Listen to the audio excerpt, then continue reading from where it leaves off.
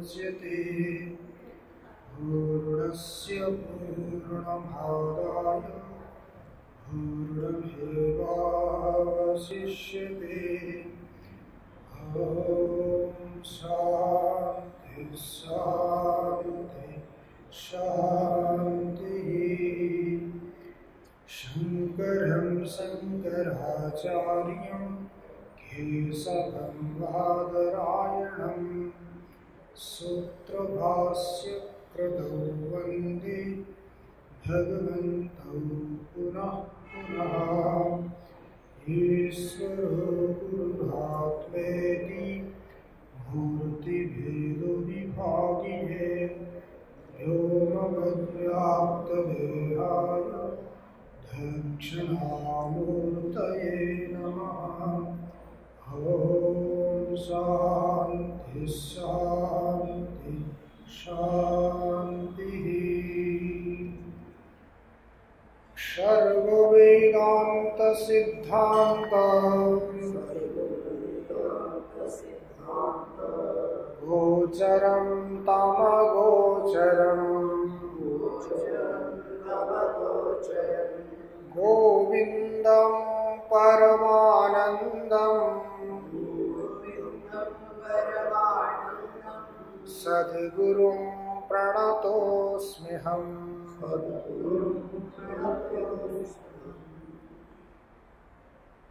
401 श्लोक।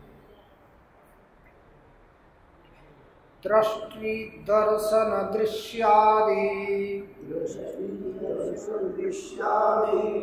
भाव शून्यैक वस्तुनि निर्विकारे निराकारे निर्विशेषे भिदाकुतः। दृष्टिदर्शन दृश्यादि भाव शून्यैक वस्तुनि निर्विकारे निराकारे निर्विशेषे भिदाकुतः। दृष्टिदर्शन दृश्यादि भाव शून्यैक वस्तुनि निर्विकारे निराकारे निर्विशेषे भिदाकुतः। कल्पार्णव इवात्यन्त परिपूर्णैक वस्तुनि निर्विकारे निराकारे निर्विशेषे भिदाकुतः। कल्पार्णव इवात्यन्त परिपूर्णैक वस्तुनि निर्विकारे निराकारे निर्विशेषे भिदाकुतः। कल्पार्णव इवात्यन्त परिपूर्णैक वस्तुनि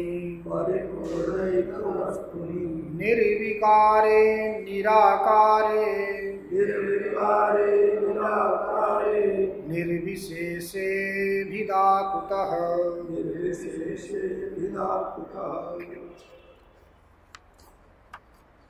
भगवान भाष्यकार आत्मदृष्टि का निरूपण करने के बाद प्रपंच के बाध का निरूपण करना।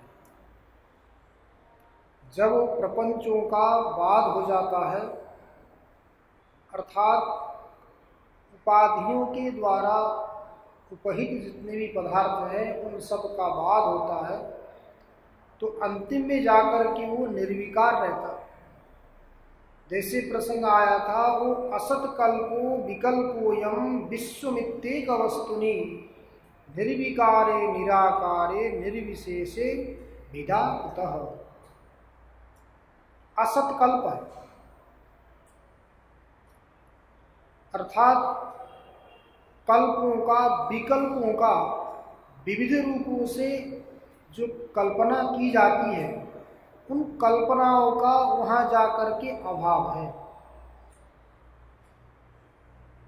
कल्पनाओं का अभाव है मतलब सारे जितने भी काल्पनिक पदार्थ हैं सब अज्ञान के द्वारा है। तो अज्ञान के द्वारा कल्पित जो पदार्थ है वो विकल्प है। जब उस अज्ञान के द्वारा कल्पित विकल्पों का परित्याग कर देते हैं तो फिर वो निर्विकल्प होगा। तो निर्विकल्प होगा तो उसमें कोई भी विकार नहीं आएगा, निर्विकार है और निराकार, उसमें कोई ऐसा आकार भी नहीं।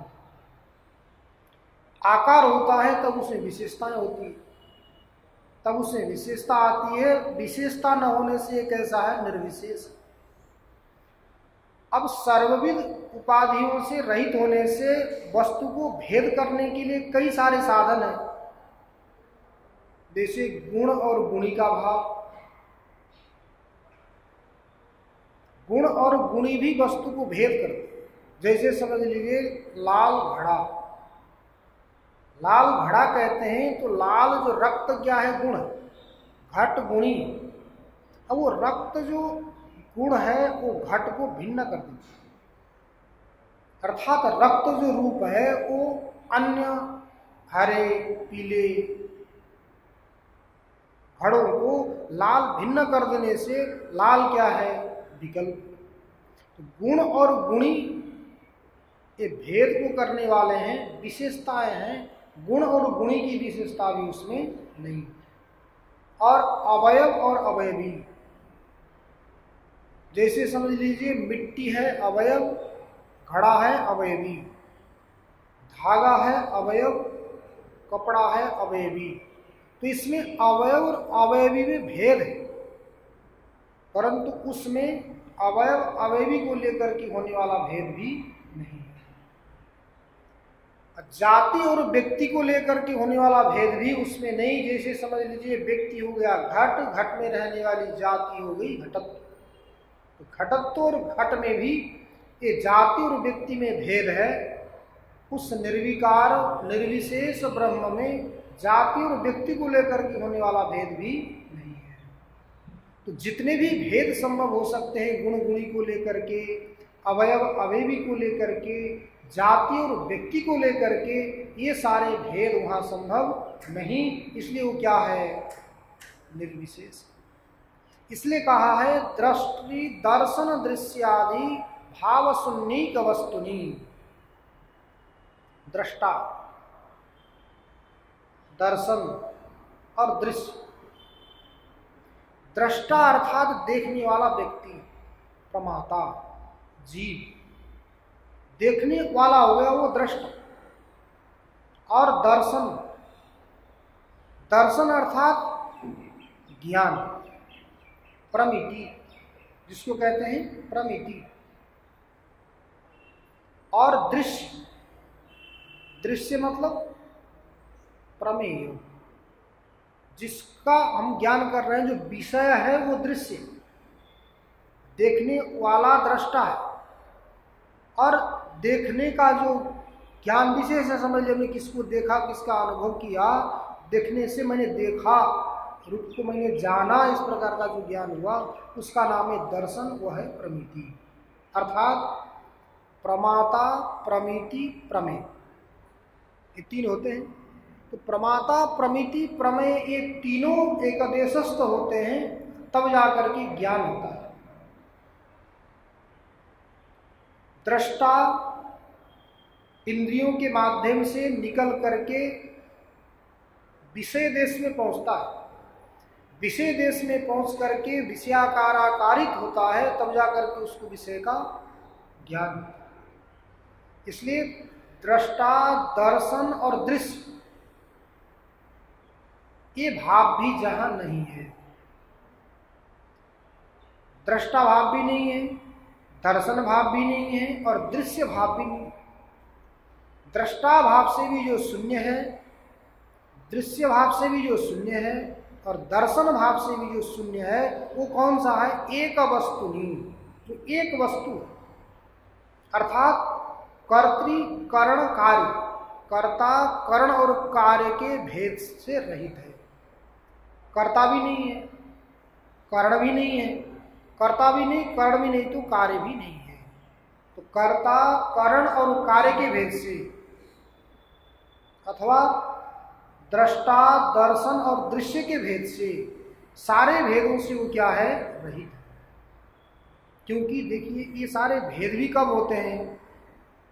अविद्या की अवस्था में ही होते हैं। दृष्टा दर्शन दृश्य कर्ता करण कार्य भाव भी केवल अविद्या की अवस्था में होते हैं। ये अविद्या की अवस्था की निवृत्ति होते ही निर्विकल्पक ब्रह्म में कोई भी भेद नहीं रहेगा, केवल चिन्मात्र होगा। ये श्रुति कहती है यत्र तु अस्य सर्वम आत्मैवाभूत तत्केन कम पश्येत। सर्वम आत्मैव अभूत, ऐसे साधक के मुमुक्षु के दृष्टि में सब कुछ क्या हो? आत्मा ही। तो आत्मस्वरूप हो गया तो केन कम पश्येत, किसके द्वारा किसको देखा जाए? दृष्टा दर्शन दृश्य सब तो लुप्त हो, सबका लीन हो गया, लय हो गए सब। लय होने के बाद और कौन किसको देखेगा? आत्मस्वरूप एकमेक हो, एकमेक होने के बाद तब केन कम पश्येत, दर्शन दृश्य भावादियों का दृष्टा भाव का क्या हो गया? अभाव हो गया। तो दृष्टा दर्शन दृश्यादि रूप जितने भी थे, सारे रूपों से वो कैसा है? निर्विकार, रहित। जिस प्रकार समझ लीजिए तरंग, फेन, आवर्त, बुदबुदे, इनसे जल जिस प्रकार अलग है। जब हवा का झोंका आता है, किसी उपाधियों के कारण उस जल में अनेक प्रकार के ये उपाधि दिखते हैं। अब उपाधि का निराकरण कर दिया जाए तो जल में कुछ भी नहीं होता। जिस प्रकार समझ लीजिए एक कोई व्यक्ति है जिसका नाम है ब्रह्मदत्त, जिसका नाम है ब्रह्मदत्त। अब वो ब्रह्मदत्त व्यक्ति समझ लीजिए जैसे जैसे कार्यों को संपन्न करता है, उन कार्यों को संपन्न करने से उसके नाम अलग अलग पड़ जाते हैं। है तो एक ही। वो ब्रह्मदत्त मंदिर में जाकर के पूजा करता है तो उसको पुजारी कहते हैं, विद्यालय में जाके पढ़ाता है तो उसको अध्यापक कहते हैं, जाके पढ़ता है तो उसको विद्यार्थी कहते हैं। अब वही ब्रह्मदत्त तो खेत में जाकर के काम करता है तो किसान कहते हैं। अब वही ब्रह्मदत्त रसोई में जाके भोजन बनाने लगता है तो पाचक कहते हैं, भंडारी कहते हैं। अर्थात जितने भी क्रियाओं का वो संपादन करता है, उस क्रिया रूपी उपाधि के भेद से उसमें अलग अलग नाम आते हैं अथवा अलग अलग नाम के द्वारा उसको कहा जाता है। जितने नाम के द्वारा भी हम उसका प्रतिपादन करें, उसको कहें, परंतु उस ब्रह्मदत्त में कभी भी भेद नहीं आता। जिस प्रकार उसी प्रकार यहाँ भी ये ब्रह्म कैसा है? निर्विकार है, निराकार है, निर्विशेष। तो निर्विकार निराकार निर्विशेष ब्रह्म में भी अविद्या के द्वारा कल्पित होने से इसमें दृष्टा भाव भी है, दर्शन भाव भी है, दृश्य भाव भी है, कर्ता भाव भी है, करण भाव भी है और कार्य भाव भी है। अनेक प्रकार के भेद प्रतीत होते हैं। ये केवल कब? जब तक अविद्या है, अज्ञान है, अविद्यावस्था। जब अविद्या की निवृत्ति होते ही सारे भेदों से शून्य होकर की क्या होगा? निर्विकार होगा। उसमें कोई विकार नहीं। अर्थात हमारी दृष्टि में विकार दिखने पर भी, विकार सा लगने पर भी वो विकार उसमें कोई प्रभावित नहीं, उन विकारों से वो रहित। तो विकारों से रहित होने से निराकार है, और निराकारों से रहित होने से निर्विशेष है। विशेष मतलब वही होता है कि जिसमें विशेषता हो। अब विशेषताएं वही होती हैं जहाँ दो तीन हो, अकेले में तो विशेषता नहीं होती। दो तीन होंगे तो विशेषताएं होगी, वहां दो तीन है ही नहीं, इसलिए उसमें क्या है, कोई भी विशेषता नहीं है, इसलिए वो निर्विकार है। अर्थात प्रकृति के द्वारा होने वाले जितने भी विकार हैं सारे विकारों से वो क्या है, रहित, इसलिए वो निर्विशेष है। और स्पष्ट करते हैं कल्पार्णव इवात्यंत परिपूर्णैक वस्तुनि निर्विकारे निराकारे निर्विशेषे भिदा कुतः। कल्प, कल्प माने समझ लिए प्रलय का, प्रलय की अवस्था में। अर्णव अर्थात समुद्र, इव अत्यंत परिपूर्ण एक वस्तुनि। पुराणों में ऐसी कथा आती है कि जब महाप्रलय का समय आता है, प्रलय का समय आता है, उस समय में समुद्र के द्वारा अर्थात जल के द्वारा सारी ये पृथ्वी क्या हो जाती है, ढक जाती है। कोई ये दीप वगैरह कुछ भी नहीं रहती, सारा जलमय होता है, जलमग्न होता है। तो जलमय होने के बाद उस समय में क्या दिखता है, केवल जल, जल के अलावा कुछ नहीं दिखता। ये नदी नालाएं झरनाएं पहाड़ वगैरह जितने भी अलग अलग भेद दिख रहे हैं, इन भेद की प्रतीति वहां होती ही नहीं। तो जिस प्रकार केवल जल ही जल दिखता है, ऐसे तो कहा है कि चार समुद्र है, समुद्र चार कौन कौन है पता नहीं, चारों समुद्र एक हो जाएंगे। तो चारों समुद्र एक हो जाएंगे तो क्या होगा, सारी पृथ्वी को ढक देंगे, अर्थात जल के अतिरिक्त कुछ भी नहीं दिखाई देगा, केवल जल दिखाई देगा। तो उस अवस्था में जल के अतिरिक्त जिस प्रकार कुछ नहीं दिखाई देता है, तो दीप वगैरह उस जल के नीचे, जल के नीचे दीप वगैरह होते हुए भी दीपादियों से शून्य केवल जलमय होता है, उसके अतिरिक्त किसी की भी प्रतीति नहीं होती। सर्वत्र जली जल दिखता है, भूभाग सब उसी जल में डूबे रहते हैं, अर्थात विभाग नहीं, डूबते नहीं, बाहर दिखेंगे तो अलग अलग दिखेंगे, विभाग होगा, परंतु डूब जाएंगे तो उनमें कोई भी विभाग नहीं दिखेगा, केवल जल दिखेगा। जिस प्रकार, उसी प्रकार यहां भी जब तक अज्ञान है तब तक अलग अलग भेद दिखता है, अलग अलग विभागों की प्रतीति होती है, अलग अलग वर्णों की प्रतीति होती है, अलग अलग वर्गों की प्रतीति होती है। जब अज्ञान का भी नाश हो जाएगा तब कोई वर्ग भी नहीं रहेगा, कोई वर्ण भी नहीं रहेगा, कोई आश्रम भी नहीं रहेगा और कोई जाति भी नहीं रहेगी, सबका निवारण हो जाता है। तो कल्पार्णव इव समान बता दिया, प्रलय काल में समुद्र एक में होकर के, चारों समुद्र इकट्ठे होकर के सारी पृथ्वी को, भूतल को क्या कर देते हैं, जलमग्न कर देते हैं, वहां जल के अतिरिक्त कुछ भी नहीं दिखता। उसी प्रकार परिपूर्ण एक वस्तुनि, जो परिपूर्ण एक वस्तु, जैसे वहां जल एक हो गया, उसी प्रकार यहां भी सारी उपाधियों का परित्याग कर देंगे तो क्या होगा, एक ही वस्तु अवशिष्ट रहेगा। जिस प्रकार सारी क्रियाओं का निराकरण करके ब्रह्मदत्त जाकर के एक जगह बैठ जाता है, किसी भी कार्य को संपन्न नहीं करता, संपादन नहीं करता, तो केवल ब्रह्मदत्त कहा जाता है। उसको न पाचक कहेंगे, न पाठक कहेंगे, न धावक कहेंगे, कुछ भी नहीं कहेंगे, केवल ब्रह्मदत्त कहेंगे। उसी प्रकार ये भी क्या होता है, सारी उपाधियों का परित्याग करके एक वस्तुनि, केवल एक हो जाकर के बैठ जाता है, तब जाकर के वो निर्विकार, निराकार और निर्विशेष होगा। तो क्या होगा, एक वस्तु, उन वस्तु में कोई भी भेद नहीं रहेगा। जिस प्रकार समझ लीजिए श्रोता सुनने वाला होगा, किसी का सुनेगा, सुनने वाला का ज्ञान होगा और सुनने का कोई शब्द भी होगा, तो उस प्रकार जैसे वहां भेद रहता है, श्रोता हो गया सुनने वाला व्यक्ति, सुनने वाला कोई किसी को सुनेगा, शब्द का श्रवण करेगा, उस शब्द से उसको किसी का ज्ञान हो। जैसे हम घट शब्द बोलते हैं, घट शब्द बोलते ही इस प्रकार के आकार प्रकार का हमें बोध होता है। ऐसा आकार प्रकार दिमाग में आके बढ़ जाता है। तो वहाँ तो भेद रहता है। तो वहाँ भेद होने पर भी जब तक ये अज्ञान है तभी तक ये भेद है।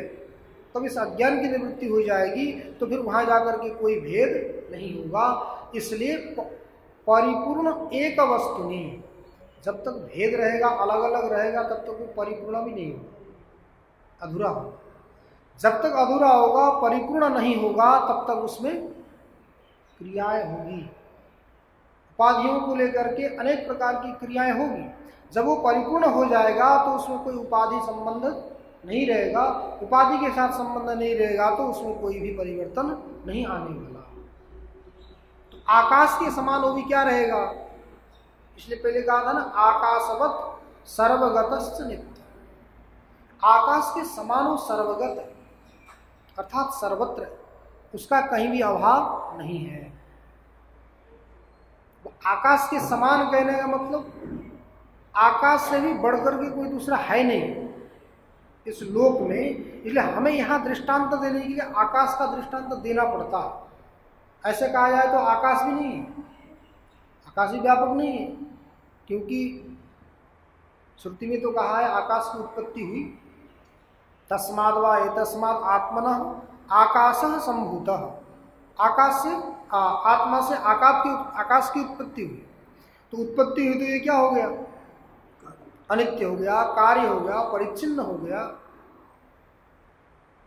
परंतु आकाश के समान कोई भी दूसरा है नहीं, इसलिए आकाश का दृष्टांत दिया गया। इसलिए दिया, लोक में वो अदृश्य है, अदृष्ट। जिस प्रकार पृथ्वी जल तेज लोक में दिखते हैं, उसी प्रकार लोक में वो आकाश भी पृथ्वी जल तेज आदि की तरह दिखता नहीं। इसलिए उसको क्या कर दिया? आकाश के समान दृष्टांत दिया।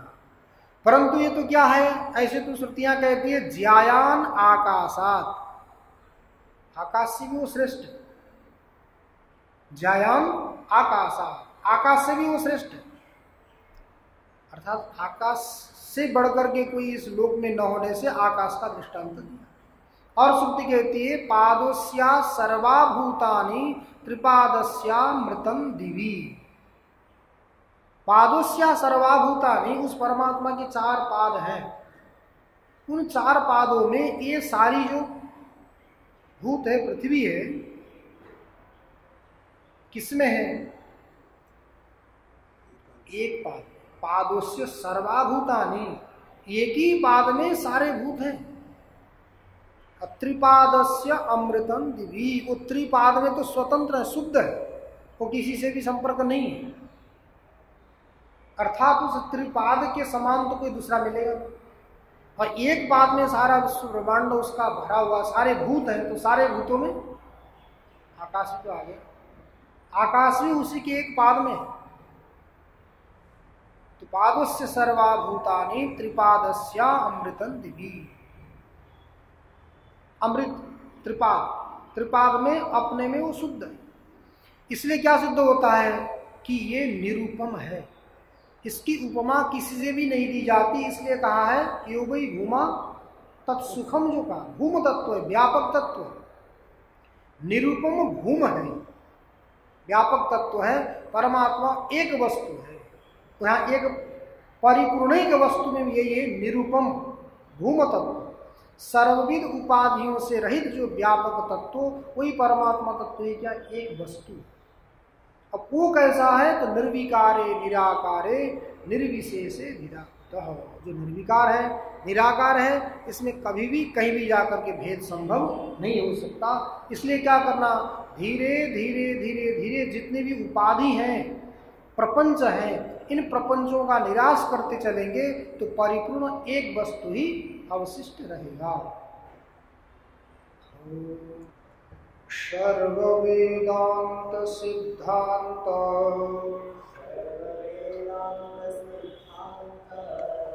गोचरं तमगोचरं गोविंदं परमानंदं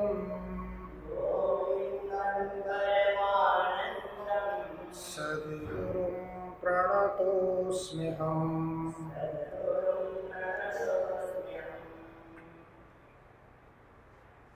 403 श्लोक। तेजसीव तमो यत्र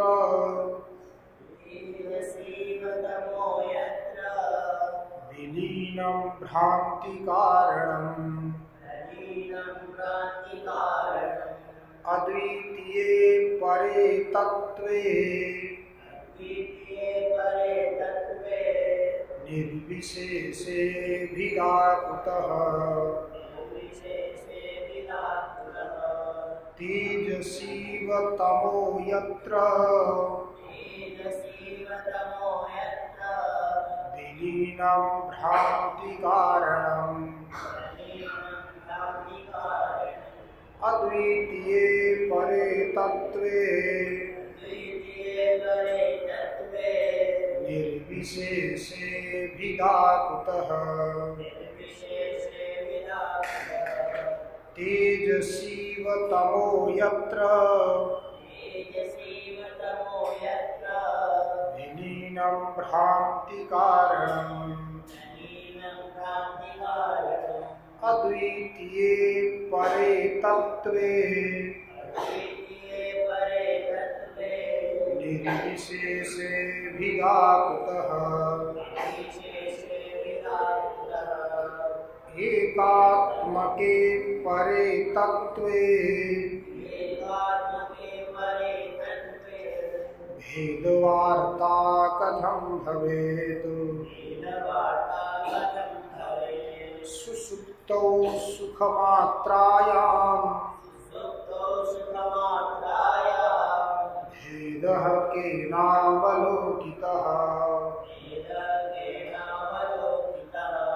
एकात्मके परे तत्त्वे भेदवार्ता कथं भवेत् सुसुप्तौ सुखमात्रायां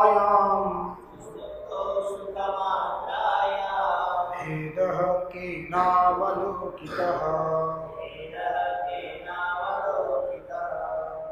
एकात्मके परे तत्त्वे भेदवार्ता कथं भवेत् सुसुप्तौ सुखमात्रायां भेदः केनावलोकितः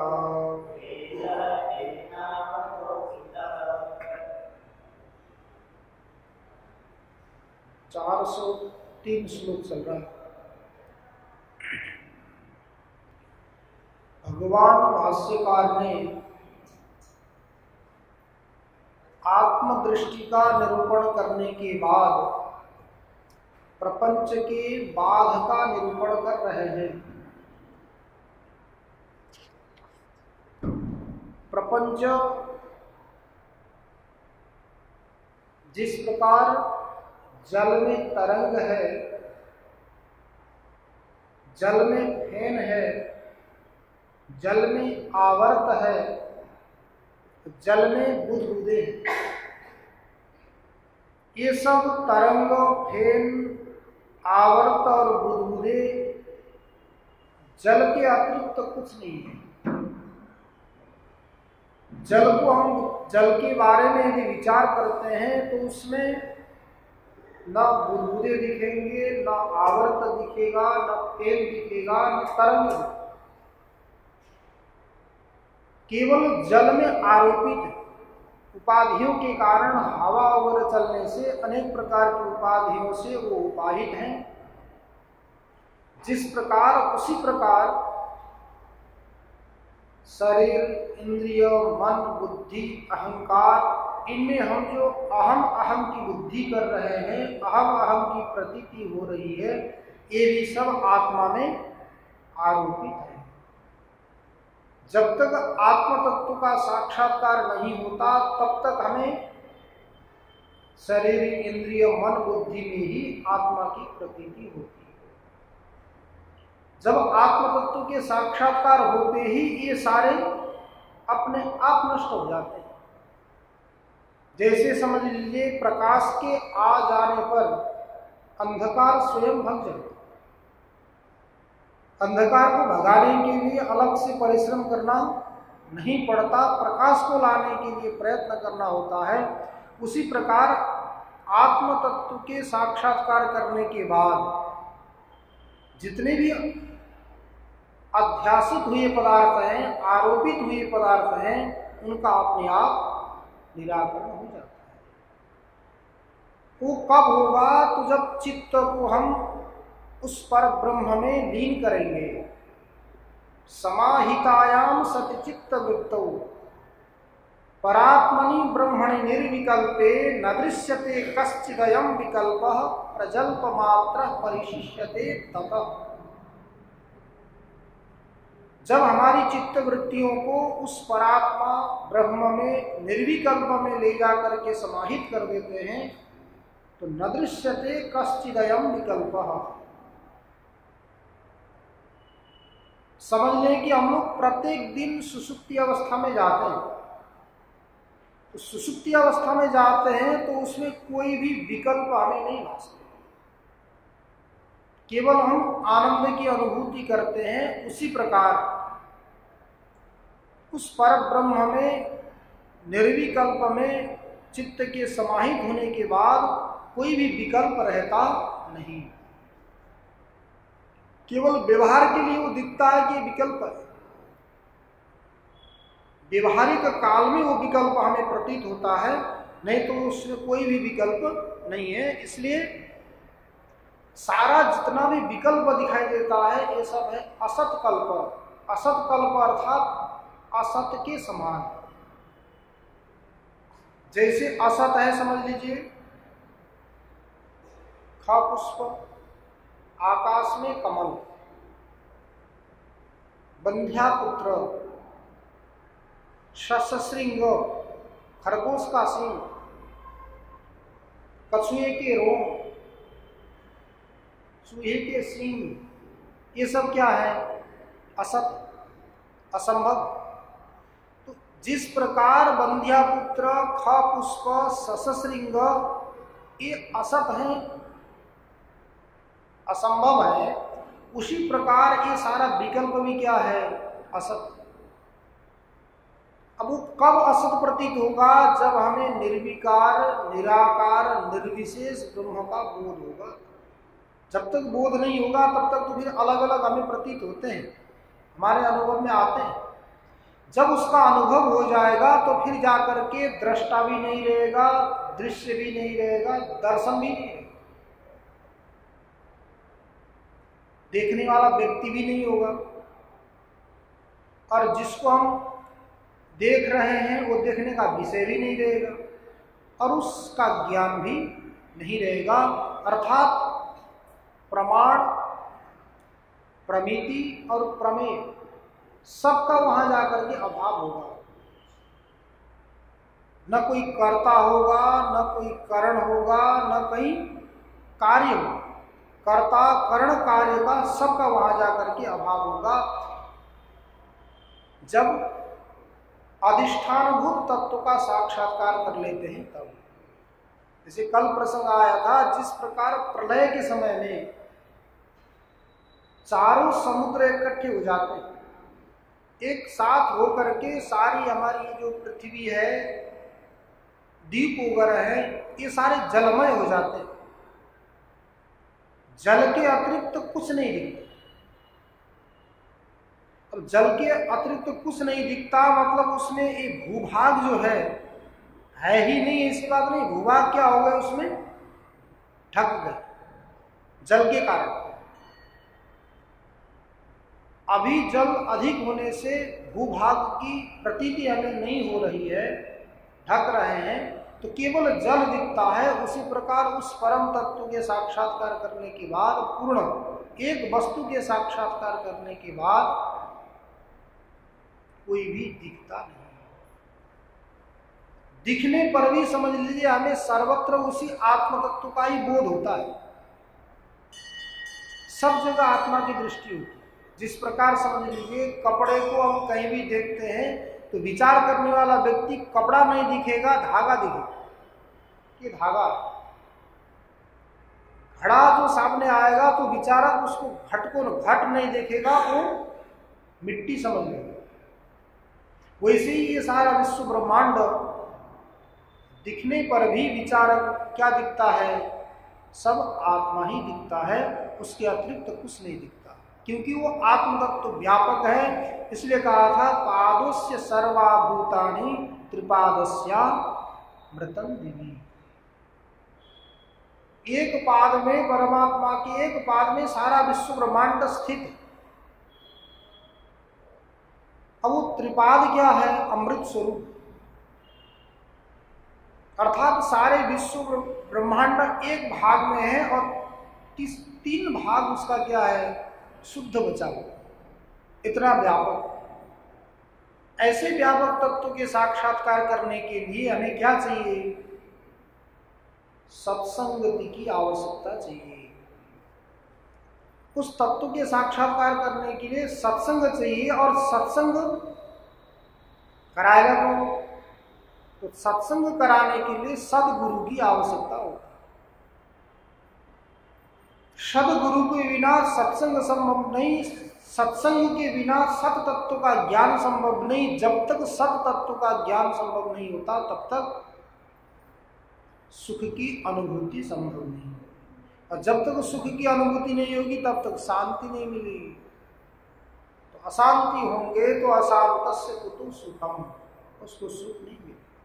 इसलिए भगवान भाष्यकार कहते हैं किम दुर्लभम सद्गुरुरस्ति लोके सत्संगतिर ब्रह्म विचारणा च त्यागो ही सर्वस्य शिवात्मबोध को दुर्जय सर्वजनैर्मनुज।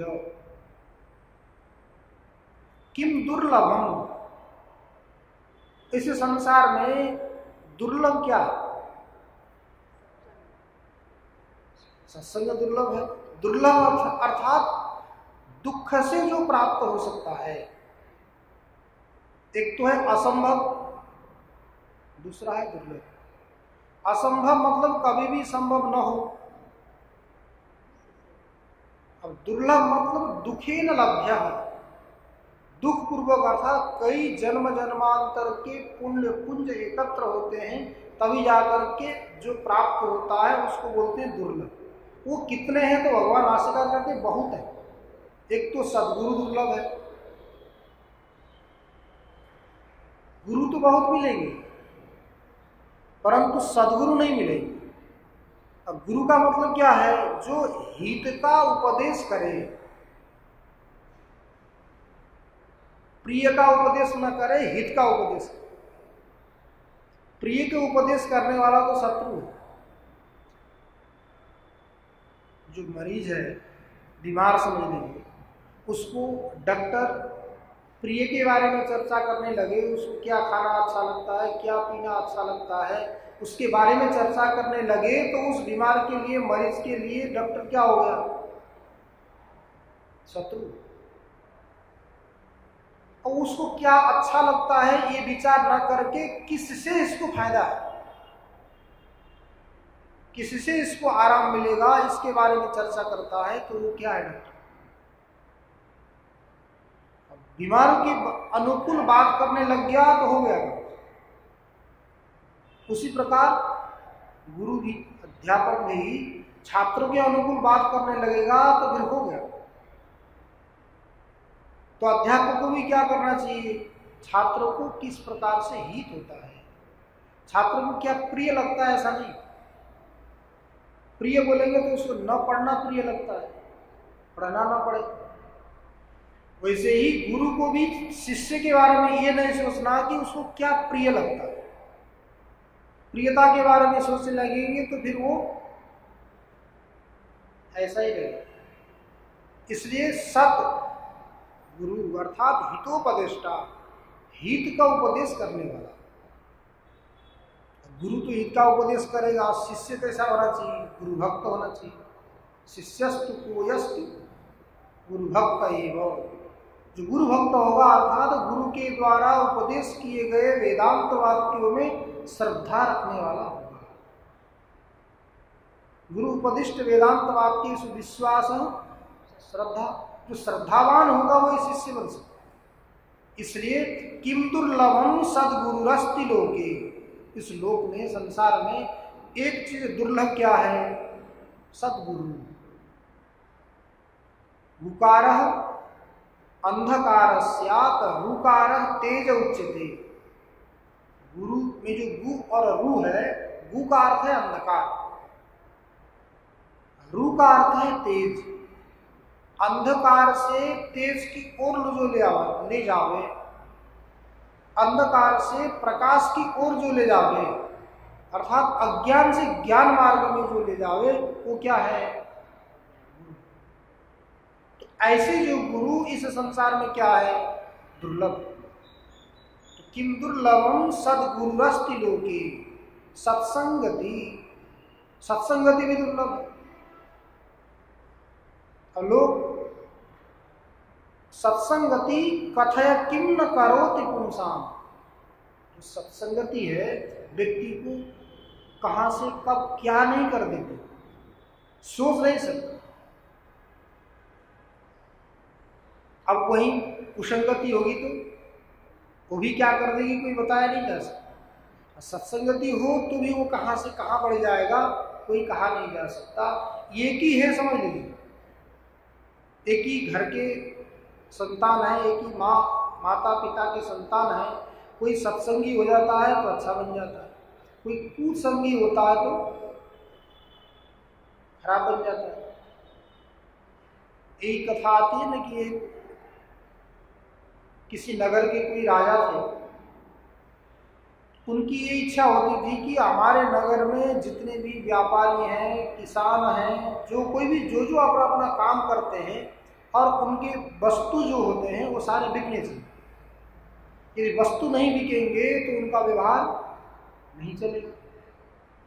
तो वस्तु को बेचने के लिए उन्होंने क्या कर दिया, अपने राजमहल के कहीं नजदीक में बाजार लगा, नजदीक में बाजार लगा करके दिन भर उन वस्तु को बेचो, और जो वस्तु नहीं बिकते वो मैं करूं। राजा ने क्या निर्णय किया, जो वस्तु बिकते नहीं है उन वस्तु को मैं खरीदूं, ताकि प्रजाओं को कष्ट नहीं होना चाहिए। तो ये सोच करके राजा ने क्या कर दिया, अपने राजमहल के कहीं नजदीक ही बाजार में, तो वहां आकर के दिन भर अपने अपने पास जो जो वस्तु है वो ले आकर के लोग बेचते, और जो वस्तु नहीं बिकता वो राजा खरीद लेता। एक दिन ऐसे ही हुआ कि प्रत्येक दिन सामान बिक जाता था, कोई नहीं बिकता बचा रहता तो वो राजा खरीद लेता। एक दिन उस राजा के लोग घूमने के लिए गए, उन्होंने भेजा कि वहाँ किसी का सामान बचा तो नहीं। जाकर के घूम करके देखा तो एक व्यक्ति के 2 तोते बचे हुए, बेचते बेचते और तो सारे उसने बेच लिया, परंतु उसके 2 तोते बचे हुए थे, वो बिक नहीं रहे थे। अब अंधेरा होने जा रहा था तो निराश होकर बैठा था, यदि ये बिक जाते तो मैं इनके पैसे को ले जा करके घर में कुछ खरीद करके खिलाता पिलाता। तो ऐसे निराश होकर के बैठा था। राजा के लोग घूमते घूमते उन्होंने देखा कि 2 तोते उसके पास। जाकर के उन्होंने पूछा कि भाई ये तोते कितने के हैं? और एक का मूल्य उसने बताया, इसका मूल्य है 1000 और इसका मूल्य है 100। है तोते देखने में दोनों बराबर, इसमें कोई अंतर नहीं, परंतु उसने क्या कहा, इस तोते का मूल्य है 1000, इस तोते का मूल्य है 100। तो राजा के लोगों ने पूछा कि इसमें इतना अंतर क्यों? तब उस व्यापारी ने कहा, ऐसी बात है कि आप इसको ले जाओगे तब पता चले इसमें क्या अंतर, अभी मैं नहीं बता सकता। तो राजा के लोगों ने क्या किया, उसका जितना मूल्य था मूल्य देकर के उसको राजमहल में ले गए। राजमहल में लेकर के एक रानी के कमरे की तरफ उसका पिंजरा टंगा गया, अब एक राजा के कमरे में रखा गया। अब रात को तो जो उनको खाना अच्छा लगता था, चने हैं, मिर्ची है, वो दे दिए, खा के बैठ गए। जब सवेरा हो गया तो तोते बोलने लगे। एक तो सुबह उठ करके बोलने लगा, भगवान का राम बोलने लगा, राम नाम बोलने लगा, भगवान का नाम लेने लगा, भजन कीर्तन करने लगा। तो राजा को बहुत आनंद आया। अब जब ये बोलना बंद कर दिया तो फिर दूसरा बोलना शुरू किया, दूसरा बोलना शुरू किया तो बस गाली देना शुरू किया उसको। सब गाली दे रहा है, ये बोल रहा है, वो बोल रहा है, मैंने अपशब्द ही बोल रहा है। वो बोल रहा है अपशब्द और ये बोल रहा है शुद्ध शब्द। अब ये देख करके राजा ने क्या निर्णय किया, ये तो बड़ा दुष्ट है, इसको मारना चाहिए। ऐसा अपशब्द बोल रहा है राजमहल में आकर के, उचित नहीं, अनुचित है। तब उस समय में ये जो दूसरा भगवान का नाम बोलने वाला, राम नाम बोलने वाला तोता था, उसने भी देखा। देख करके राजा को बोलता है, जो भगवान का नाम बोलने वाला तोता है वो राजा को बोलता है, अहम मुनीनाम वचनम शृणोमि गवासनानाम सवचः शृणोति न तस्य दोषो न च मे गुणोयम संसर्ग जादो सगुणा भवन्ति। अब उसको मत मारो। वो जो अपशब्द बोल रहा है वो अपशब्द बोलने में उसकी कोई गलती नहीं है, और मैं ये जो भगवान का नाम बोल रहा हूं, अच्छे शब्द बोल रहा हूं, इसमें मेरा कोई गुण नहीं है। अंतर क्या है, केवल सत्संग का। तो हुआ कैसे, तो बोलते हम लोग दोनों एक ही माँ और पिता के संतान हैं। संयोग से क्या हो गया, हम लोग जब बड़े हो गए, पंख लग गए तो उड़ने लगे। उड़ने लगे तो मैं उड़ते उड़ते जंगलों में किसी ऋषि के आश्रम में पहुंच गया। अब ये कहीं से उड़ते उड़ते जो मांस बेचने वाले होते हैं बाजार में उड़ गया, पहुंच गया। मांस बेचने वाले, दारू पीने वाले, ऐसे ऐसे लोगों के यहाँ ये शहर में पहुंच गया, तो उनके साथ ये रहने लगा। रहते उनकी वाणियों को, उनके व्यवहार को देखते सुनते सुनते इसका ऐसा स्वभाव बन गया। और मैं जंगल में आ गया तो यहाँ प्रातः काल सब ब्रह्म मुहूर्त में उठते थे, स्नान करते थे, संध्या करते थे, वैदिक मंत्रों का उच्चारण होता था, भगवत नाम संकीर्तन होता था। ये सब श्रवण करते करते मेरा ऐसा स्वभाव। तो बोलता है अहम मुनीनाम वचनम शृणोमि, मैं तो क्या करता हूँ, मुनियों का वचन सुनता हूँ। अब ये हमारा भाई, मेरा ही भाई है, परंतु ये क्या करता है, गवासनानाम सवचः शृणोति। गवासन माने गाय के, गाय को असन माने भक्षण करने वाले, गाय को खाने वाले का वचन सुनता है। सब गवासनानाम सवचः शृणोति। अब वो बोलता है न तस्य दोषो, इसमें उसका कोई दोष भी नहीं, न च मे गुणोयम, ये मेरा कोई गुण भी नहीं है। सत्संग न तस्य दोषो न च मे गुणोयम संसर्ग जा, संसर्ग के द्वारा उत्पन्न होने वाले गुण और दोष, जैसे का साथ संसर्ग हुआ, संबंध हुआ, वैसे ही हमारे यहाँ क्या आते हैं, गुण आते हैं। इसलिए हम लोग ऐसे हो गए। फिर कालांतर में किसी व्यक्ति ने हम लोगों को पकड़ लिया, अब पकड़ करके ला करके पीछे बंद कर दिया, उसने बेचा तो हम आपके यहाँ आए, इसलिए उसको मत मारो।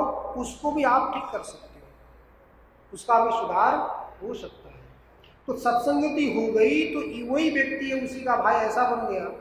कुछ संगति हो गई तो वही व्यक्ति कैसा बन गया, खराब विचार वाला बन गया। इसलिए सत्संगति भी संसार में क्या है, इस लोक में दुर्लभ है। तो सत्संगति होगी तो व्यक्ति की सदगति होगी, और कुसंगति होगी तो व्यक्ति की दुर्गति होगी। आप लोगों ने कथा सुनी है, भागवत की महात्म्य में कथा आती है, आत्मदेव ब्राह्मण और धुंधुली की, धुंधुकारी और गोकर्ण की कथा आती है। आत्मदेव ब्राह्मण ऐसे थे, समझ लीजिए वहां का है द्वितीय इव भास्कर, ऐसे लगते थे कि वो दूसरे सूर्य हैं, इतने तेजस्वी थे, इतने विद्वान थे, शास्त्रों का पूरा ज्ञान था। इतने सारे ज्ञान होते हुए भी वो दुखी थे। दुखी किस लिए थे, क्योंकि उनका कोई संतान नहीं था। न पुत्र था न पुत्री थी, कोई भी संतान के न होने से वो बहुत दुखी थे। ऐसा बोल रहे थे कि गृहस्थ होकर के निसंतान हो जाना तो बहुत दुखदाई है। जिस प्रकार राजा होकर के प्रजा के बिना राजा होना दुखदाई है, उसी प्रकार गृहस्थ होकर के संतान के बिना होना दुखदाई है। इसलिए मैं मरने जाता हूं। संतान के बिना गृहस्थ होकर के जीना ठीक नहीं है, ये सोच करके मरने के लिए गए। अब मरने के लिए जाकर के बैठे हुए थे जंगल में, चिंतन कर रहे थे कि कैसे मरा जाए, क्या किया जाए। तो उसी समय में देवर्षि नारद जी पहुंच गए। देवर्षि नारद जी पहुंच गए, उनको देखा तो कोई सन्यासी आ गया। वहां पहुंच गए तो पहुंचने के बाद बोलते हैं, यहाँ क्यों बैठे हो? कोई दुखी जैसा देख करके देवर्षि नारद जी गए। देवर्षि नारद को देख करके आत्मदेव ब्राह्मण आकर के उनके चरण में पड़ते हैं, बोलते हैं आपको ज्ञानी हो, त्रिकालदर्शी हो, मुझे संतान दे दो, मैं मरने आया हूं। क्यों? क्योंकि मेरे पास संतान नहीं है, मेरे संतान नहीं, पुत्र नहीं, इसलिए मैं मरने आया हूं। ये संतान देना हो तो दो, नहीं दोगे तो मैं आपके सामने ही मरूंगा। ब्रह्म हत्या का पाप आपको। नारद जी बोले कि कोई दुखी है, इसका मैं कल्याण करूंगा, सोच के इधर आ गया, मैं तो फंस गया। ब्रह्म हत्या का पाप लगेगा, क्या करूं? तो उन्होंने देखा आत्मदेव ब्राह्मण के प्रारब्ध को क्या है, तो बोलते हैं सप्त जन्मावधि तव पुत्रो नैवच नैवच। एक जन्म दो जन्म की बात नहीं, 7 जन्म तक भी तुम्हारे लिए पुत्र नहीं। तब आत्मदेव ब्राह्मण को लगा कि आप समर्थ हैं, 7 जन्म को देख सकते हैं, तो आप एक पुत्र को भी दे सकते हैं। ऐसा सोच करके आत्मदेव ब्राह्मण पीछे पड़ गए। अब पीछे पड़ गए तो देवर्षि नारद जी ने कहा कि कोई बात नहीं, चलो ये फल ले लो, फल ले जाकर के अपनी पत्नी को दे देना और अमुक अमुक व्रत उपवास करने के लिए ये विधि बताना, फल जरूर खिलाना तो तुम्हारा पुत्र हो जाए। अब फल ले जाकर के उन्होंने क्या किया, खुश हो गए। खुश होकर के फल ले जाकर के उन्होंने पत्नी को दे दिया। उनका तो और भी काम थे, पत्नी को दे दिया, खाना बोले चले गए। अब पत्नी सोचने लगी, मैं इस फल को खाऊंगी तो गर्व होगा, गर्व होगा तो मेरे से अधिक खाया नहीं जाएगा, अधिक नहीं खाया जाएगा तो मेरे शरीर में शक्ति कम होगी, शरीर में शक्ति कम होगी तो मैं घर का काम कैसे कर पाऊंगी, नहीं कर पाऊंगी। एक बात। और दूसरी बात, कई सारी गर्भवती स्त्रियां ऐसे स्थिति होने से मर भी जाती है। गर्भ टेढ़ा पड़ जाए, इधर उधर कुछ हो जावे तो मेरा तो मरण हो जाएगा। अनेक प्रकार के कुतर्क करते हुए उसने फल को नहीं खाया, ऐसे फल को कहीं रख दिया। आत्मदेव ब्राह्मण आकर के पूछे कि तुमने फल खाया? तो झूठ बोल के कह दिया उसने, मैंने खाया। अब कालांतर में क्या हुआ, किसी दिन उस धुंधुली की बहन आ गई घर, दीदी से मिलने। बहन आ गई तो वो चिंतित थी धुंधुली कई दिन से। तो बहन पूछती है, क्या बात है आजकल बहुत चिंतित लग रही हो, क्या हो गया, कोई बीमारी हो गई क्या? तब वो धुंधुली क्या बोलती है, कोई बीमारी तो नहीं हुई, परंतु तुम्हारे जीजाजी है ना, ये फल लेके आए हैं किसी महात्मा से, और ये फल खाओ तो तुम्हारा गर्भ होगा, पुत्र होगा, ऐसा बोल रहा है। परंतु ये फल खाने के लिए मैं सोच रही हूँ क्या करूँ, खाऊं या ना खाऊं, ऐसे तर्क करते हुए मैं फल को नहीं खा रही हूँ, उसी की चिंता में मैं चिंतित। तब वो बहन क्या बोलती है, छोटी बहन बोलती है, चिंता मत करो, मेरे बहुत सारे पुत्र हैं और मेरा गर्भ भी है, पुत्र होने वाला मुझे निश्चित है। ये पुत्र होगा तो मैं वो पुत्र लाके तुम्हें दूंगी, तुम्हारे पास पैसे बहुत हैं, मेरे पति को पैसे की जरूरत है, तुम कुछ पैसे दे देना, वो भी मान लेंगे, तो ला करके तुम्हें वो पुत्र दे देंगे। अब ये बोलती है, पुत्र तो तुम लाके दोगी, फिर उसका पालन पोषण मैं कैसे करूँगा, उसको दूध पिलाना पड़ेगा, पालन पोषण करना पड़ेगा, वो कैसे होगा? तब वो बहन बोलती है, चिंता मत करो, मैं क्या बोलूंगी, मेरा गर्भ पात हो गया, मेरा बच्चा मर गया और दीदी के यहाँ बच्चा हुआ है परंतु उसको दूध नहीं आ रहा है, मैं जाकर के सेवा करूंगी बोल करके मैं आ जाऊंगी, पुत्र को पालन पोषण करूंगी, तुम चिंता मत करो। तो दोनों बहन की बातें हो गई। होने के बाद और धीरे धीरे समय आ गया। समय आने के बाद अभी फल को क्या किया जाए, जो संत के द्वारा दिया हुआ जो फल है, इस फल को क्या किया। ये निर्णय किया गया कि फल की परीक्षा लेने के लिए इतना तक हुआ था, अपने ब्राह्मण के घर में गाय भी थी, तो गाय भी प्रसव नहीं होती थी। बगीचों में फलों के पेड़ लगे हुए थे, पेड़ों में फल भी नहीं लगते थे, ये स्थिति थी। तब उन्होंने निर्णय किया कि इस फल को गाय को खिलाया जाए। गाय गर्भवती होगी तो उस फल को गाय को खिलाए, और इधर उस धुंधुली की बहन, उसका बेटा हो गया, तो रातों रात उन्होंने क्या किया, उस बेटे को ला करके धुंधुली को दे दिया। धुंधुली को दे दिया तो सब लोगों को बोला कि आपने ब्राह्मणों का पुत्र हो गया मान करके आपने ब्राह्मण ने ब्राह्मणों को बुलाया, उसका नामकरण संस्कार कराया।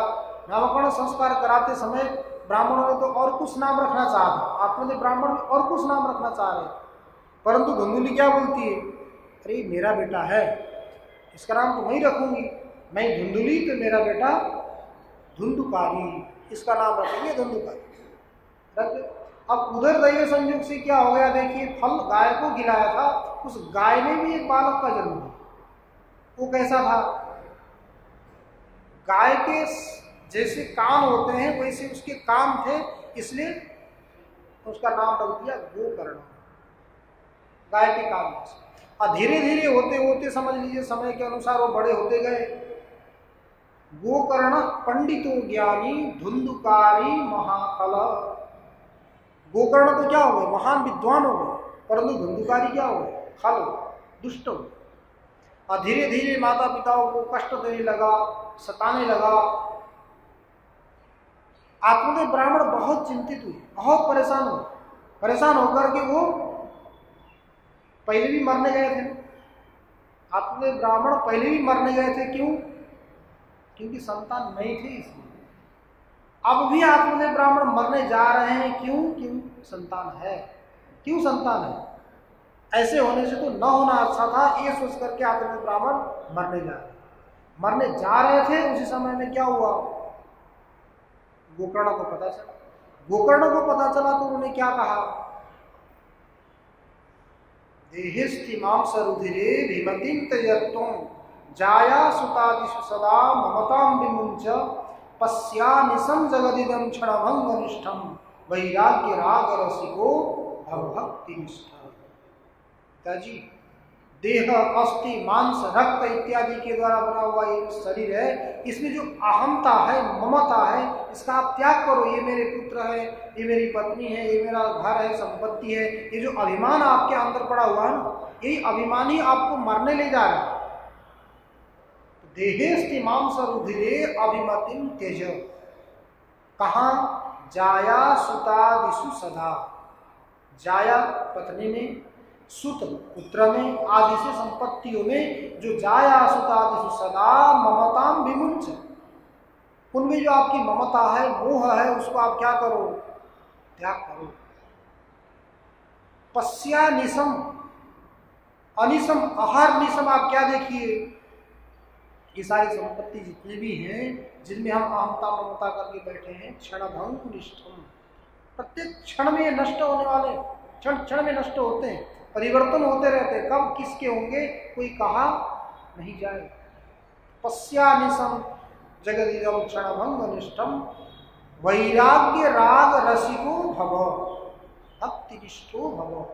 आप ऐसा करो, वैराग्य रूपी राग के रसिक बनो, अब भगवान की भक्ति में निष्ठ हो, तो भक्तिनिष्ठ हो जाओगे, भगवान के राग में रक्त हो जाओगे, तब जाकर के आपका कल्याण। तो पिताजी आपने ब्राह्मण पूछते हैं कि मैं क्या करूं, जंगल में जाओ और दशमस्य पाठाद भागवत के 10वें स्कंद का पाठ करते रहो तो तुम्हारा कल्याण हो। तो आपने ब्राह्मण सत्संगी थे, शास्त्रों का अध्ययन किया था, गोकर्ण का द्वारा बताया गया बात उनको बात लग गई, तो वो क्या कर गए, जंगल में चले गए, परमात्मा के चिंतन करने लगे, उनका कल्याण हो गया। अब इधर देखिए, आपने ब्राह्मण चले गए, गोकर्ण को लगा कि अब पिताजी भी चले गए और मेरे भी घर में बैठना कोई उचित नहीं है, वो तीर्थ यात्रा को निकल गए। और तीर्थ यात्रा को निकल गए तो धुंधुकारी को अच्छा अवसर मिला, माता को बहुत परेशान करने लगा।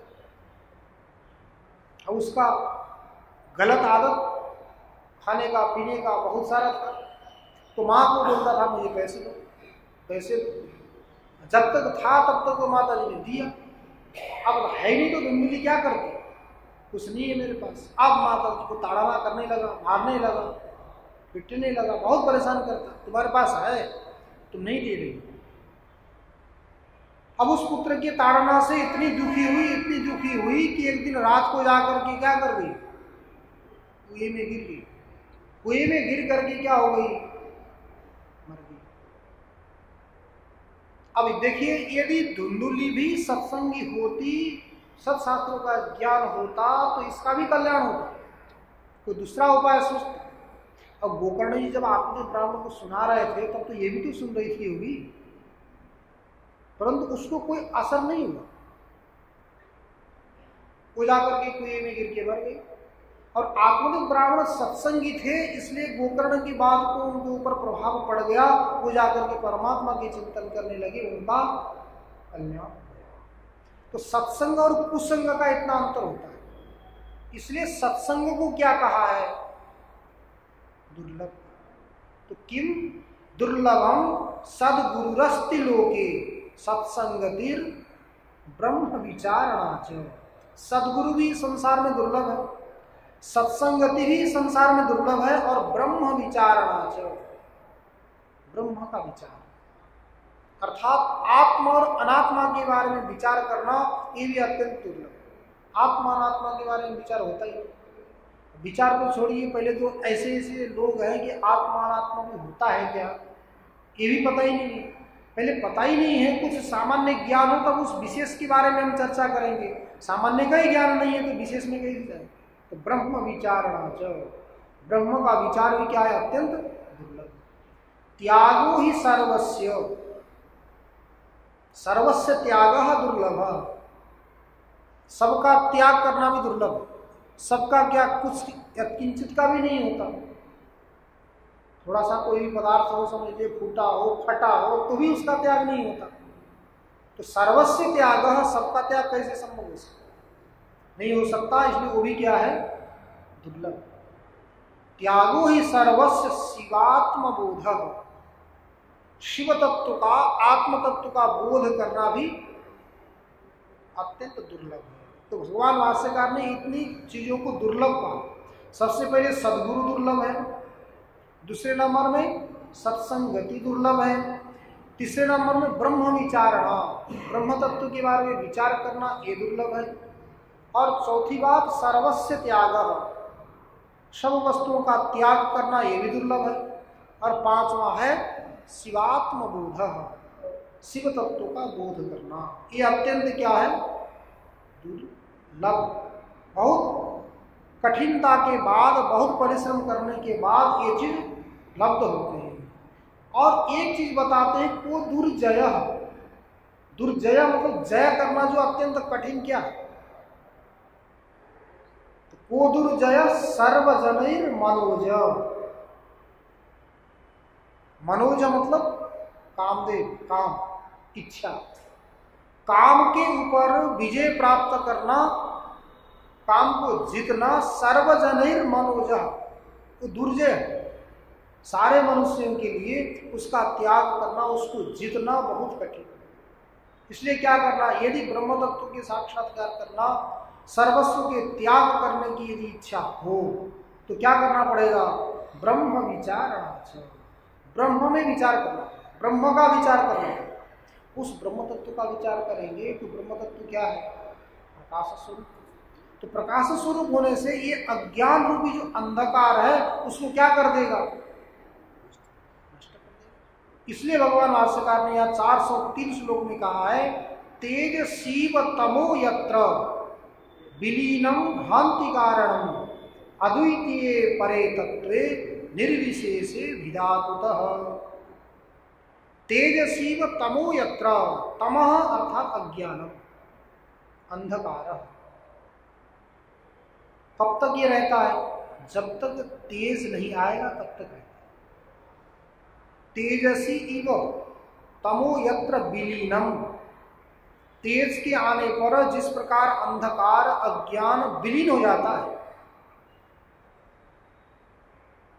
तेज के आते ही उसको भगाने के लिए कोई प्रयास नहीं करना पड़ता, नष्ट हो जाता है, उसी प्रकार भ्रांति के द्वारा कल्पित जितने भी द्वैत हैं, भ्रांति कारणम अज्ञान, सारा संसार क्या अज्ञान मूलक है। वो अज्ञान क्या है? ज्ञान का विरोधी। ज्ञानम अज्ञानस्यैव नाशकम, अथवा अज्ञानस्य नाशकम ज्ञानम एव। अज्ञान को नाश करने वाला कौन होता है? ज्ञान होता है, कोई नष्ट करेगा। अब भ्रांति के कारण उत्पन्न हुए जितने भी भेद हैं, उन सारे भेदों का निराश कब होगा? जब अद्वितीय परे तत्वे, उस अद्वितीय परम तत्व का ज्ञान होगा, तब जाकर के अज्ञान के द्वारा भ्रम के कारण जितने भी उत्पन्न हुई जो द्वैत बुद्धि है, उन सबका विनाश संभव है। तो उनके विनाश करने के लिए ज्ञान की आवश्यकता होगी। और ज्ञान की प्राप्ति कब होगी? कोई सद्गुरु की प्राप्ति होगी, सत्संग करेंगे, ब्रह्म के बारे में विचार करेंगे, सबका त्याग करेंगे और शिवात्म तत्व का बोध होगा। तो शिवात्म तत्व का बोध होते ही, जब तक बोध नहीं होता तब तक में ये भ्रम रहेंगे। तो भ्रम की निवृत्ति अर्थात अधिष्ठान के साक्षात्कार करते ही अध्यस्त की सारी अपने आप निवृत्ति हो जाएगी। उनको एक एक करके निवृत्ति करने की कोई आवश्यकता नहीं। इसमें सबसे बड़ा मुख्य कारण अर्थात सबसे बड़ा मुख्य योगदान किसका है? सत्संग। तो सत्संग के कारण ही ये सारे अज्ञान भी क्या हो जाते हैं? अज्ञान के द्वारा कल्पित जितने भी भ्रम हैं, उन सब का भी निवारण हो जाता है। तो तेजसीव तमो यत्र विलीनम भ्रांति कारण अद्वितीय परे तत्वे, अद्वितीय है मतलब उसके समान कोई दूसरा है नहीं। अब परे तत्व में वो सबसे पर है, अर्थात सबसे श्रेष्ठ, उससे बढ़कर के कोई दूसरा तत्व है ही नहीं। इसलिए वो कैसा है? निर्विशेष, उसमें कोई विशेषता भी नहीं है। विशेषता मतलब, विशेषता का मतलब है उपाधियों से ही। विशेषता वही होती है जहाँ 2, 3, 4 होते हैं। 2, 3 है ही नहीं तो वो क्या बनेगा? निर्विशेष होगा। तो निर्विशेष होगा कब? जब उपाधियों से रहित होगा। तो निर्विशेष भिदा कुतः, भेद कहाँ से? निर्विशेष में। सविशेष होगा तब जाकर के वहां भेद हो सकता है। विभेद जन के ज्ञाने नाशमात्यंतिकम गति। विभेद को उत्पन्न करने वाला कौन है? अज्ञान। विभेद को मतलब अलग अलग भेद को उत्पन्न करने वाला है अज्ञान। उस अज्ञान के नाश होने के बाद आत्मा जो शुद्ध ब्रह्म है, उसमें भेद कभी भी नहीं हो सकता। तो जब तक अज्ञान रहेगा तब तक भेद रहेगा। अज्ञान की निवृत्ति होगी, अज्ञान की निवृत्ति होती वहां भेद नहीं रहेगा, अभेद होगा, निर्विशेष होगा, निराकार होगा, निरुपाधिक होगा। इसलिए क्या करना? अज्ञान की निवृत्ति करने के लिए उस आत्म तत्व के बारे में, शुद्ध तत्व के बारे में चिंतन करना। इसका और आगे स्पष्ट करते हैं, एकात्म के परे तत्वे भेदवार्ता कथम भवे सुसुप्तो सुखमात्रायां भेद के नावलोकितः। एकात्म के परे तत्वे, वो परतत्व कैसा है? एकात्मक, अर्थात उसमें कोई भी भेद नहीं है। जैसे पहले भी श्रुति आई थी, संग आया था, नान्यत शृणोति नान्यत विजानाति नान्यत पश्यति। कहीं भी कुछ भी हम देखते हैं, केवल ब्रह्म को ही देखते हैं, ब्रह्म को ही सुनते हैं, ब्रह्म को ही जानते हैं, अर्थात उससे अतिरिक्त कोई है ही नहीं। इसलिए एकात्म के परे तत्वे, एकात्मक माने मानिए एक स्वरूप वाला, एक लक्षण वाला। जैसे अन्यत्र श्रुति है, यद वै तन्न पश्यति पश्यन वै तन्न पश्यति न तो द्वितीयम अस्ति ततो अन्यद विभक्तम यत पश्येत, यद वै तन न पश्यति, वो किसी को देखता ही नहीं। पश्यन वै तन न पश्यति, देखता हुआ भी नहीं देखता। क्यों नहीं देखता है? न द्वितीयम अस्ति, देखेगा कब? जब कोई दिखने वाला विषय होगा, देखने वाला व्यक्ति होगा, तब व्यक्ति किसी पदार्थ को देखेगा। अब वहां निर्विशेष परम तत्व में तो कोई भेद है ही नहीं, इसलिए न द्वितीयम अस्ति ततो अन्यद विभक्तम यत् पश्येत, अपने से भिन्न वो किसी को देखे ऐसा कोई दूसरा वहां है ही नहीं, इसलिए वो देख ही नहीं सकता। जिस प्रकार मान लीजिए सुषुप्ति अवस्था में हम लोग क्या देखते हैं, सारी हमारी जितनी भी इंद्रियां हैं, एक करण है, सब तो सुप्त हो जाते हैं। देखने का, सुनने का, चखने का, सूंघने का जो भी काम है करती तो ये इंद्रियां, ये करण है। ये सारी कर्ण सुप्त होने के बाद हम सुषुप्ति अवस्था में कुछ भी नहीं देखते। जैसे कुछ नहीं देखते हैं, उसी प्रकार एकात्म के परे तत्व, उस एकात्मक पर तत्व के ज्ञान होने के बाद भेद वार्ता कथम भवे, भेद की जो वार्ता है, भेद की जो चर्चा है, भिन्न भिन्न है इस प्रकार की चर्चा कथम भवे, कैसे हो, अथवा हो ही नहीं सकता। सुषुप्तौ सुखमात्रायाम भेद केनावलोकितः, सुषुप्ति अवस्था में सुख मात्र है। सुखेना हम अस्वाप्सम, मैं सुखपूर्वक सोया, इतना ही बोध होता है। मैं कहाँ हूँ, क्या हूँ, ये सब जगने के बाद होता है। जब तक नहीं जगता तब तक मैं कहाँ हूँ ये भी बोध नहीं होता। तो जिस प्रकार सुषुप्ति में केवल सुख मात्र का बोध होता है, उसी प्रकार यहाँ एकात्मक पर तत्व के बोध होने के बाद भी उस साधक को कोई भी भेद प्रतीति नहीं होती, अर्थात अखंड ब्रह्म स्वरूप हो जाता है। अज्ञान से उपहित जो सुषुप्ति का साक्षी है, समझ लीजिए, अज्ञान से उपहित जो चैतन्य है सुषुप्ति का साक्षी, वो भी उस अज्ञान के अधिष्ठानभूत शुद्ध चैतन्य में आरोपित है। सुषुप्ति नहीं देखते, सुषुप्ति का अनुभव करने वाला जो अज्ञान उपहित चैतन्य है वो भी क्या है, किसी में आरोपित है, तो वहां जाकर के क्या बचेगा? कुछ भी नहीं बच सकता। इसलिए उस निर्विशेष परम तत्व के साक्षात्कार करने के लिए सारे जितने भी उपाधि हैं, जिन उपाधियों में हम आत्मत्व का अभ्यास कर रहे हैं, आत्मत्व का बोध कर रहे हैं, इन सारे आत्मत्व के बोध का अर्थात बोध के अभ्यास का हमें निराकरण करना होगा। इस बोध के अभ्यास का निराकरण करने के लिए परम साधन हो गया सत्संगति। सत्संगति के माध्यम से, सदगुरु के शरणागति से और ब्रह्म तत्व के विचार से उस शिव आत्म तत्व का बोध हो जाएगा। होने के बाद उस निर्विशेष परम तत्व का हमें ज्ञान हो सकता है।